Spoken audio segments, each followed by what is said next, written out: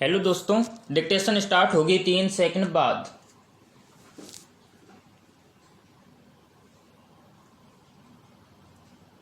Start. देश में जिस प्रकार से पेट्रोल और डीजल के दामों में बेतहाशा वृद्धि हुई है, उसने आम नागरिकों के लिए भारी भरकम बोझ बढ़ा दी है।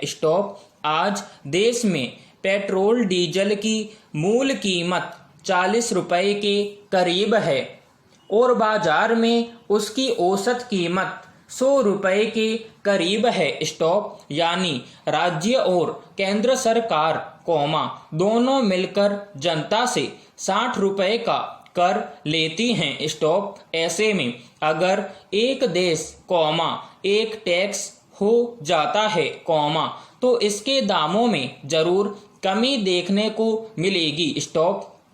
दोनों सरकारें अगर चाहें तो जनता के लिए बोझ थोड़ी कम हो जाएगी। केरल हाई कोर्ट के दलील के बाद एक आस जगी थी कि पेट्रोल डीजल को जीएसटी के दायरों में लाया जाएगा, जिससे इसके भाव में कुछ कमी आएगी। लेकिन जब जीएसटी परिषद की बैठक हुई, उसमें राज्यों की आम सहमति नहीं बन पाई। इस विषय में यह सवाल उठना लाजिमी है कि राज्य सरकारें पेट्रोल डीजल को जीएसटी के दायरे में लाने से क्यों बचती हैं? क्या उन्हें जनता की चिंता नहीं होती है? कोरोना की मार क्या सिर्फ राज्य सरकार पर ही पड़ी है? क्या जनता ने कोरोना का दंश नहीं झेला है? इससे यह साफ पता चलता है कि समस्याएं कुछ भी आए तो उसका सारा भार जनता के माथे मढ़ दिया जाए। जब राज्य सरकारें चुनाव में करोड़ों अरबों रुपए खर्च करती हैं, दूसरे मदों में करोड़ों रुपए फिजूल खर्ची में उड़ाती है, तो क्या उस समय आर्थिक स्थिति पर प्रभाव नहीं पड़ता है? मगर जनता की बदहाली से इन्हें शायद कोई फर्क नहीं पड़ता है। नेता लोग खुद वातानुकूलित दफ्तरों में बैठकर आराम करते हैं, सड़क पर चलने के लिए एसी कार मिलता है, और तो और जनता के कर से हवाई मार्ग का सफर भी हो ही जाता है। ऐसे में क्यों जनता की हित के लिए सरकार सोचेगी? पेट्रोल डीजल के दाम बढ़ने से बाहर से आने वाले सभी सामान के दाम बढ़ गए हैं। कोरोना के कारण बहुत सारे लोगों की नौकरी छूट गई है, काम धंधे ठप हो चुके हैं। ऐसे में उनके ऊपर क्या बीतता होगा? क्या कभी किसी ने सोचा? सरकारों को कम से कम अब पेट्रोल डीजल को जीएसटी के दायरे में लाना चाहिए, ताकि लोगों को कम दाम में ईंधन उपलब्ध हो पाए। चुनावी मौसम में राजनीतिक दलों के पास मुफ्तखोरी के ऐलान मतदाताओं को लुभाने के लिए बढ़िया हथियार होते हैं। मतदाता भी वादों के झांसे में आकर राजनीतिक षड्यंत्र का शिकार हो जाता है। वादों का वास्तविक फायदा उन्हें मिले न मिले, पर इसमें बहुत सारे लोग बिना वजह से पिस जाते हैं। सरकार मुफ्तखोरी से बड़े खर्च की भरपाई टैक्स आदि बढ़ाकर लोगों से वसूलती है।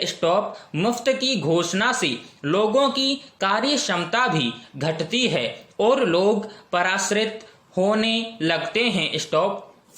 कमजोर आर्थिक हालात वाले लोगों को सुविधाओं के लॉलीपॉप देना सरकारों को बंद करना चाहिए, ताकि विषमता की खाई पाटी जा सके। स्टॉप। उत्तर प्रदेश चुनाव के नजदीक देख आम आदमी पार्टी ने घरेलू उपभोक्ताओं को 300 यूनिट बिजली मुफ्त देने की घोषणा लखनऊ में की। स्टॉप। इस तरह की घोषणाओं पर चुनाव आयोग को रोक लगाना चाहिए। स्टॉप। कई बार नेता वादा करने के बाद भूल जाते हैं। स्टॉप। यह भी सुनिश्चित करना चाहिए कि नेता अगर वादा करें तो उसे पूरा करें। स्टॉप। उन्हें मुफ्त तोहफे देने के बजाय रोजगार के पुख्ता इंतजाम करना चाहिए। Stop para. कहने को हमारे देश में महिलाओं को देवी के रूप में पूजा जाता है। स्टॉप। नवरात्र में कन्या पूजन कर उन्हें उपहार देने की परंपरा रही है। स्टॉप। मगर इसके बरक्स सच यह है कि महिलाओं और मासूम बच्चियों के खिलाफ बर्बर यौन अपराध लगातार बढ़ते जा रहे हैं। स्टॉप। रोजाना खबरों में देश के किसी न किसी कोने से इन पर हुए अत्याचार की खबरें सुर्खियों में होती हैं। स्टॉप। समाज के एक विशेष वर्ग को महिलाओं की आज़ादी, उनका उन्नति के लिए आगे बढ़ना, पुरुषों के साथ कदम से कदम मिलाकर चलना रास नहीं आ रहा है। स्टॉप। महिलाओं का मनोबल तोड़ने के लिए मानसिक विकृति और गंदी सोच वाले लोग महिलाओं के खिलाफ अपराध कर रहे हैं। स्टॉप। आजकल इंटरनेट पर बहुतायत से उपलब्ध अश्लील सामग्री यौन अपराधों को बढ़ाने में अपना बड़ा योगदान दे रही हैं। स्टॉप। महिलाओं पर होने वाले अपराधों के साथ यौन अपराधों में होने वाली वृद्धि पर काबू करने के लिए अश्लील प्रचार सामग्री और साहित्य को नियंत्रित करना समय की मांग है। Stop para. कोरोना की दूसरी लहर में देश भर में तबाही मचाने के बाद अब सरकार संभावित तीसरी लहर से निपटने की तैयारी कर रही है। स्टॉप। यह अच्छी बात है। स्टॉप। लेकिन मुंबई में रहने वाले लोगों के बीच 84% में कोरोना विषाणु से होने वाली बीमारी के खिलाफ रोग प्रतिरोधक क्षमता का पाया जाना न सिर्फ बड़ी राहत की बात है, बल्कि एक शुभ संकेत भी है। स्टॉप। अगर वाकई सारे नियमों और दिशा निर्देश के अनुसार तय व्यवहारों का लोगों द्वारा पालन किया जाता है, तो निश्चित रूप से तीसरी लहर को रोकने में हमारा देश कामयाब होगा। Stop para.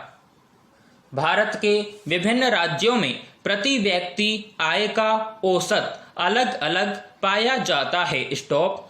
आर्थिक मानकों के आधार पर यह गणना की जाती है। स्टॉप। गणना अपनी जगह है, लेकिन व्यावहारिक धरातल पर अन्य बहुत सी बातें हैं जो देश की वित्तीय स्थिति को अप्रत्यक्ष रूप से प्रभावित करती हैं। स्टॉप। आर्थिक परिदृश्य की बात करें तो देश में व्यापारिक और नौकरी संबंधी गतिविधियां लगभग सुचारू हो चुकी हैं। स्टॉप। आगामी त्योहारी मौसम में इसके और परवान चढ़ने की उम्मीद है। स्टॉप। अतिवृष्टि, अनावृष्टि और प्राकृतिक आपदाओं के कारण कृषि सेक्टर में उपज का उत्पादन प्रभावित हो सकता है, जिसका दुष्प्रभाव देश की अर्थव्यवस्था पर पड़ सकता है। स्टॉप। देशव्यापी स्तर पर कोरोना से निपटने के